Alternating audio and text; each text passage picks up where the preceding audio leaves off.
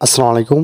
২০২৪ সালের এইচএসসি অর্থাৎ উচ্চ মাধ্যমিক পরীক্ষার্থী যারা ছিলে, তোমাদের সাবজেক্ট ম্যাপিংয়ের মাধ্যমে আসলে সকল শিক্ষার্থী আসলে পাস করবে কিনা, এই প্রশ্নটি আসলে সবার মনে যে না আসলে সাবজেক্ট ম্যাপিং তো করা হবে, বা এর মাধ্যমে আসলে পাস করবে কিনা, বা আমরা সবাই পাস করবো কিনা, এই প্রশ্নটি অনেকেই করেছো।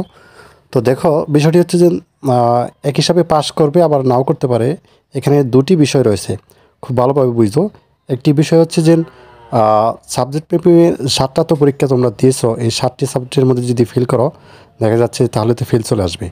কিন্তু এখানে একটি বিষয় রয়েছে, এই দেখা যাচ্ছে গণ্ডগোলের সময় যখন বৈষম্য বিরোধী যে ছাত্র আন্দোলন ছিল, তখন কিন্তু অনেক থানা বলো বা অনেক বোর্ডের যে প্রশ্নপত্র ছিল এগুলো কিন্তু অর্থাৎ মিসিং হয়েছে বা হচ্ছে পুড়ে গেছে, এরকম কিন্তু নিউজ আমরা পেয়েছি।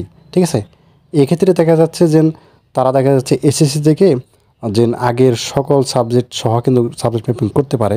ঠিক আছে, অথবা যে পরীক্ষাগুলো দিয়েছো সেই পরীক্ষাগুলো অর্থাৎ বোর্ড খাতা দেখবে, সেই হিসাবেও কিন্তু অর্থাৎ সে অনুযায়ী কিন্তু রেজাল্টটা আসলে তৈরি করতে পারে। ঠিক আছে, এখানে দুইটি বিষয় হতে পারে।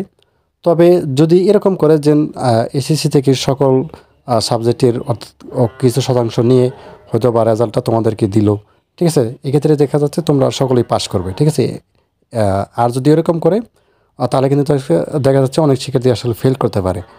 ঠিক আছে, তো বিষয়টি হচ্ছে যে যদি ওই 7টা পরীক্ষা যদি খাতা দেখা হয় তাহলে দেখা যাচ্ছে অনেক শিক্ষার্থী আসলে ফেল করবে, এটি স্বাভাবিক।